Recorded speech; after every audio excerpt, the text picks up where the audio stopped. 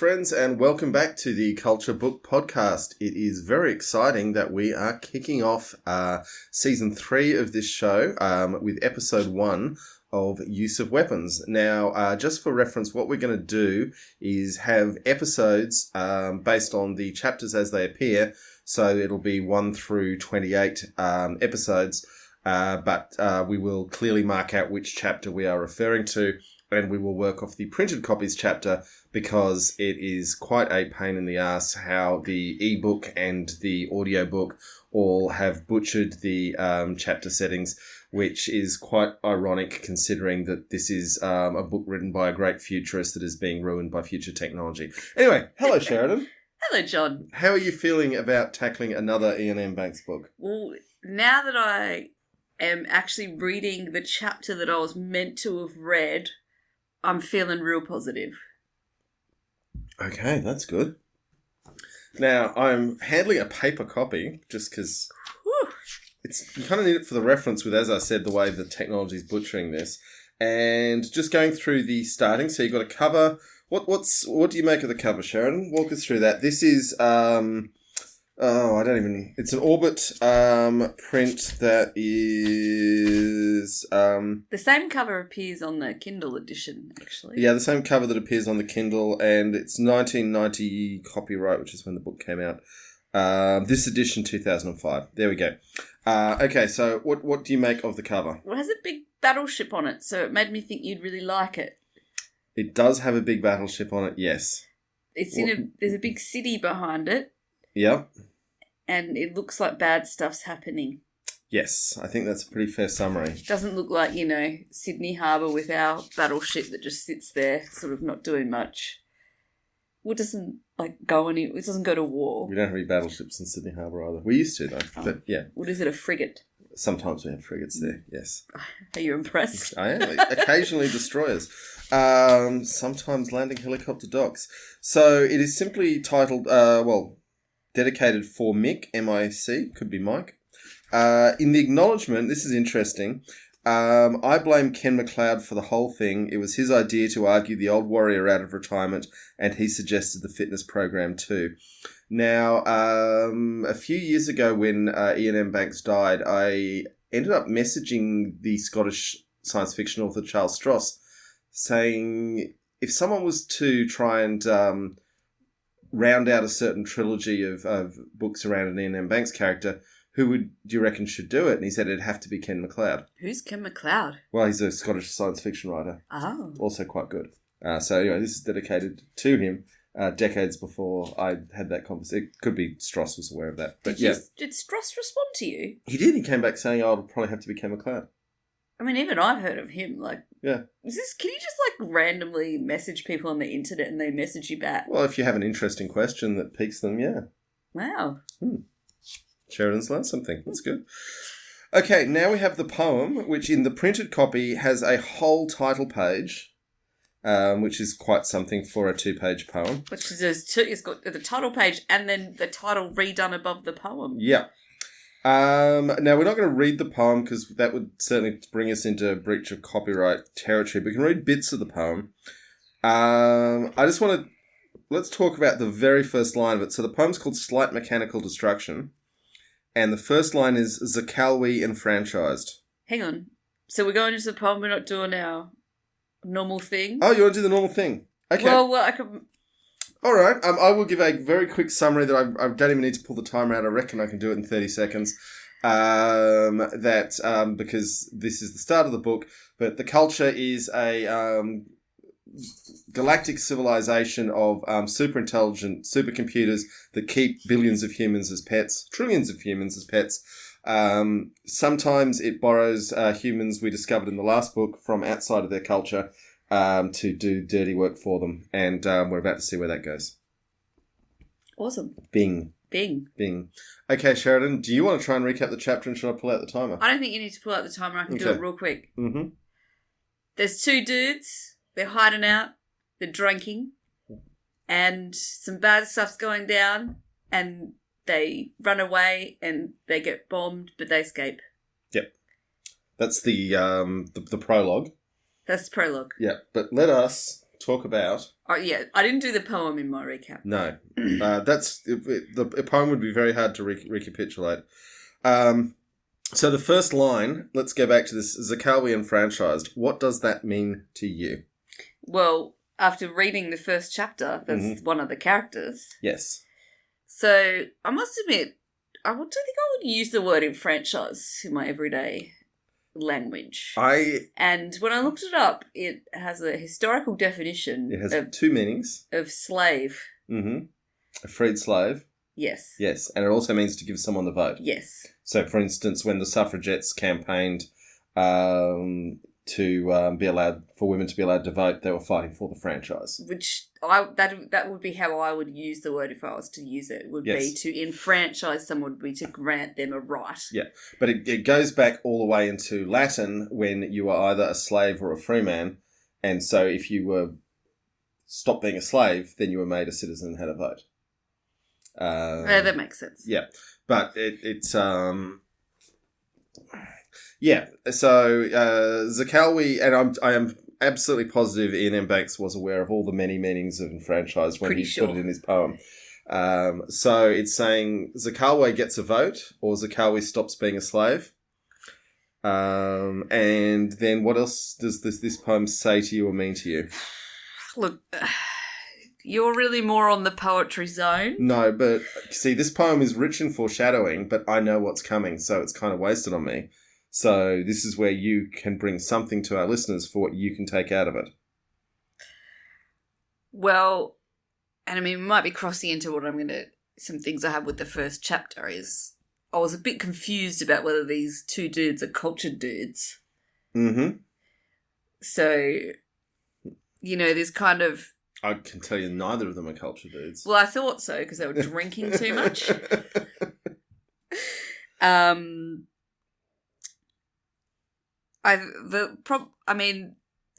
don't know. I feel like I need to read the book. Yep, that's fine, and we can revisit it.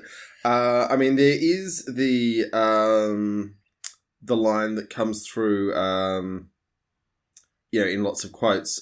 Expedient because utopia spawns few warriors. Yeah, the utopia spawns few warriors is a cool line. Mm-hmm. I did like the bit where it switches to a quote. Hey, my boy, it's you and us, knife missiles now, which kind of typifies the way the culture minds probably actually view their special circumstances, external assets, being less than a drone down there with the knife missiles for consideration of their feelings. I mean, there's reference to looking through undrugged eyes, but they spend the whole first chapter very much inebriated. Yep. So it felt like maybe that was foreshadowing something. I think it's the issue of why the culture goes to these people from outside it to work with special circumstances because they're not they haven't grown up landing drugs all the time. There's like a lot of references to the body and like organs and marrow and bones and flesh. Yes. Anything else you want to say on this before we move on? No. Okay, so one thing with all Ian M. Banks is you have to check the end notes. So who's the poem by?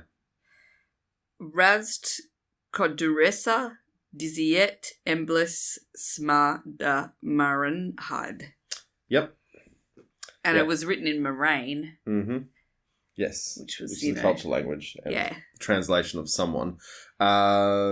Yes. So, and that is Dizier Smar, who we will be meeting. Right. Yes. And it's interesting because the next chapter mentions Zakawi's name, I think, once and very late in the chapter. But he does actually start the whole book, certainly in the poem, with the word Zakawi. Yeah, the name is late in the chapter. Yes. Okay, let's get into the chapter.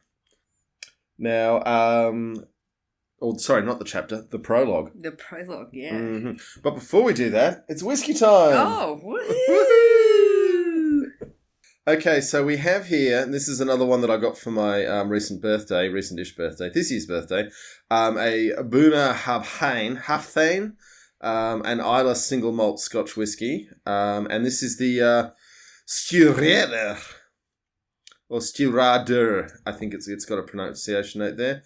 It means helmsman, and this is got rich sherry aromas of fruit, nuts, and spices. It is a natural colour, non-chill filtered. So it should go cloudy with an ice cube, which we've neglected today because it's quite cold outside. Okay, Sheridan, tell me what you think. Give it a whip. Mm-hmm. Smells like whiskey. Mm-hmm. Well, that's a good start. Ooh. I think I would like to try this with an ice cube. Okay. It's real fruit pudding territory. Yeah. It tastes very desserty, doesn't it? Mm.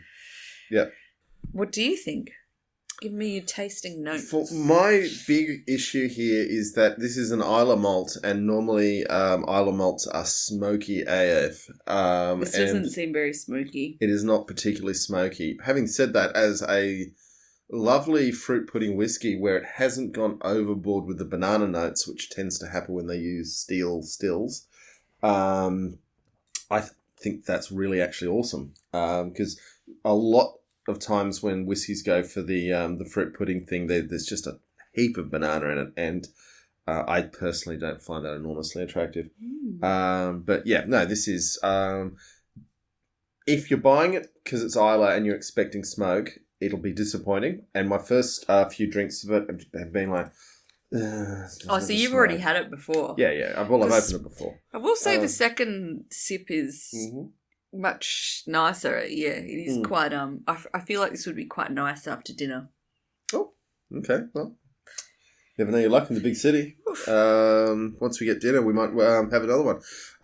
Yeah. So I guess my thing for reviewing it is don't expect the smoke you might think is going to be there, but if you remove that expectation, this is an amazing whiskey. So I might have to put a thing in the note. Bunaharbhain, I think, is a rough way to pronounce it. But we're Australians and we're terrible with Gaelic. Oddly, we should be better at it than we are, shouldn't we? Yeah. I think our English masters have trained us out. Okay, now you highlighted the first paragraph of the prologue. What do you want to say about that? Well, it was pretty amusing introduction to the book, which was tell me what is happiness? Happiness is to wake up on a bright spring morning after an exhausting first night spent with a beautiful, passionate multi-murderess. Which, when you got to think about it for a second, because each individual bit is like, yeah, ho-hum, and then you're like, yeah, that would be a wonderful feeling. But is it happiness, though? Yeah, but you'd be waking up alive. Yeah, true. Having gone through the night being like, am I getting an ice pick in the brain at any moment now? Well, clearly the person had a good time with the multi-murderer. Yeah. But the option is always live that she might kill you, right? I guess you have to know she's a multi-murderess. Yeah, well, I think that would be part of the happiness, right? I'm assuming they were going to meet a multi-murderess. Well, that's possible. I hope so. And now it's funny because when I do the cover artwork for these episodes now, I run them through the Midjourney AI because I think that's appropriate for in MPEGs. And I tried to put that opening paragraph in, and it came back saying, violence, we can't depict this. Oh, really? Yeah. That's so interesting. I think just anytime the word murder's involved, it trips things. Because you can imagine the things that kids try to get or just creepy weirdos. Yeah. Well, kids and creepy weirdos both sort of come from the same place, don't they? But we did get success with, in his fingers the glass lay like something trapped, sweating light. The liquid it contained was the same colour as his eyes and swirled around lethargically in the sunlight under his heavy-lidded gaze, the glinting surface of the drink throwing highlights onto his face like veins of quick gold.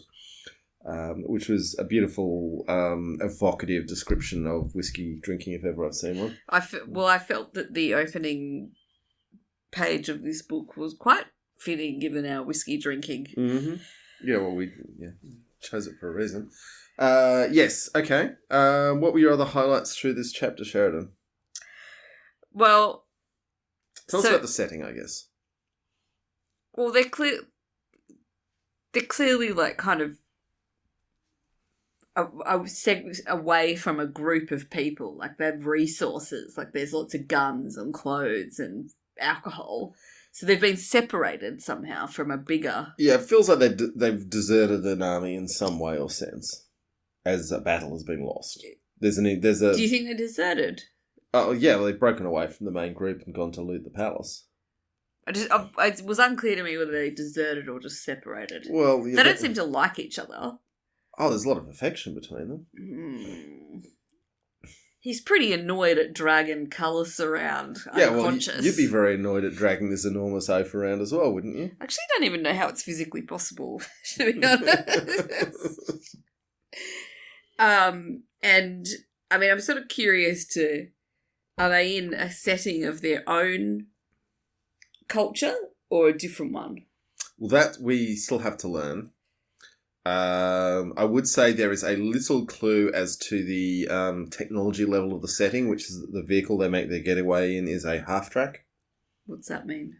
So half-track was something that existed in World War II where it's got tracks at the back to provide traction, but wheels like a car at the front. Right. And it was an interim sort of thing that it gave you most of the traction of having tracks, but the ease of steering of having a car. But it got superseded when vehicles just got better at having tracks and they didn't need to mess around. So it's a very specific moment in time. That's a nod saying this is a World War II equivalent society. So it's got, artillery and, palaces that have got perspex over the mosaics. But it's still even lower tech than our world.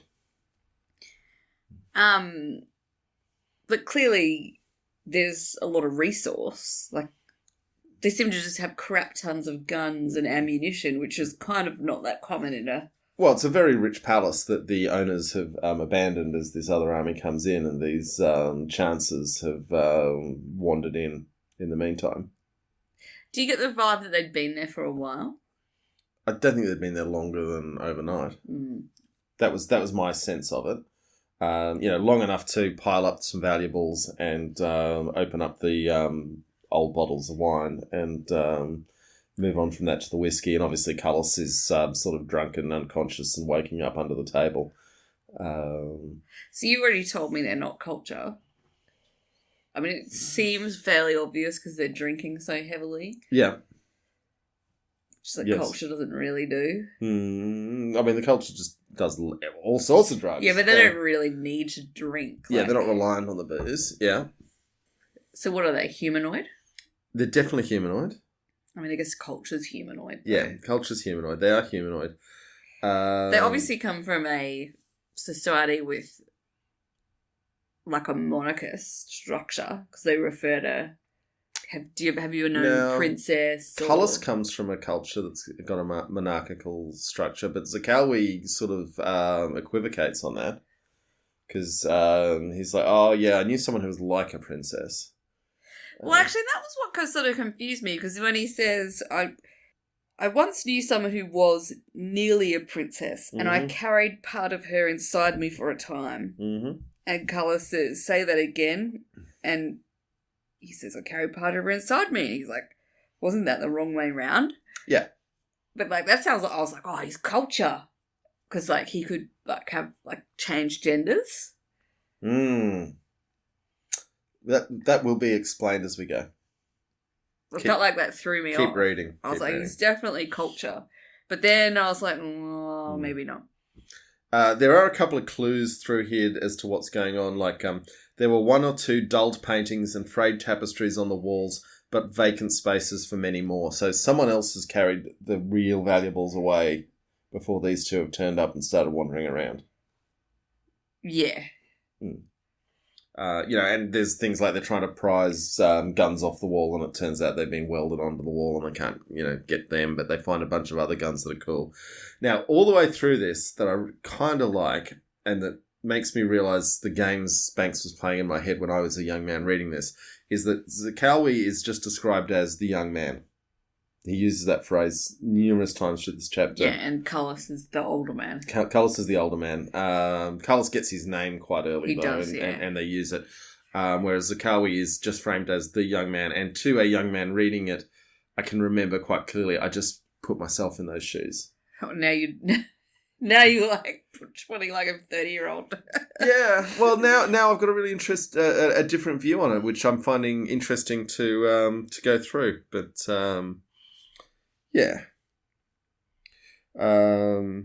there's a sense that Zakawi's seen a bit, where he says, he recalled other citadels, the doomed tent city and the parade ground below as the glass in the window shook. The young girl, dead now, curled up in a chair in a tower at the Winter Palace. So he's been places and done things that makes you wonder how young he actually is, I guess. He's wearing a general's jacket, so you've obviously got that somewhere. Yeah, well, I mean, they do cover that these jackets don't fit properly, and they're definitely not theirs. They've definitely had a fun time, these two. Yeah. What do you think of the one eye thing? Well, there's some very old school physical comedy in, the young man grimaced as Cullis looked at him. He reached up and turned the older man's face away. Then from a breast pocket in the too big field marshal's jacket, extracted what looked like and was an armoured eye patch. He fitted the strap carefully over the taller man's grey, crew-cut head. "My God," Cullis gasped, "I've gone blind." The young man reached up and adjusted the eye patch. "Your pardon, wrong eye." That's a very old joke. Funny, yeah.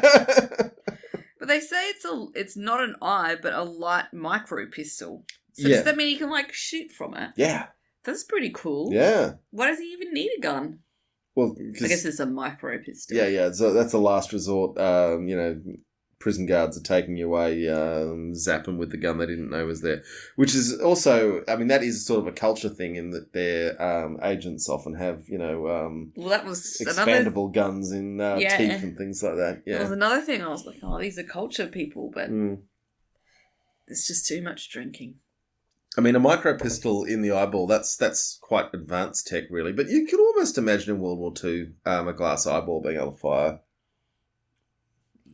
They did all sorts of strange things, but yeah. That's a lot. There's a mishmash of technology going on here. Let's go with that. But, the half track that won't start is definitely putting us very firmly in a World War II rough equivalent. And then we get the physical comedy of Cullis thinking he's been shot. Yeah, with the minutes of wine. It's such a drunk person thing to do. It is a drunk person thing to do, but for a moment I thought Cullis was dying. Yeah, well, yeah, same. And at that point I'd actually come to care about him a little bit. So it's like, oh, no. No, you were fine. You were like, let the old man go. I didn't feel he was in danger for too long for me to have too many feelings.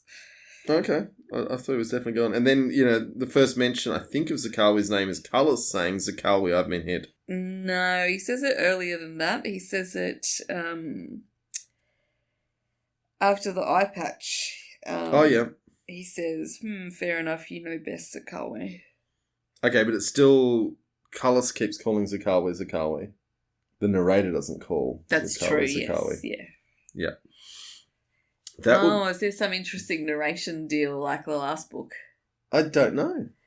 It's been decades since I read this. It's a little bit of I probably wasn't going to mention it, but I accidentally listened to the wrong chapter because of the stupid order. Yeah. So I have listened to chapter 1 and there's not a lot of mentioning of names. It's kind of a thing. Yep. Yes. Okay. So the chapter just ends with them roaring out of the palace courtyard as the palace gets obliterated with artillery, which I was very annoyed. I tried to get that scene for the AI to generate it, and it generated something that was absolutely perfect in every way, except it couldn't draw a half track.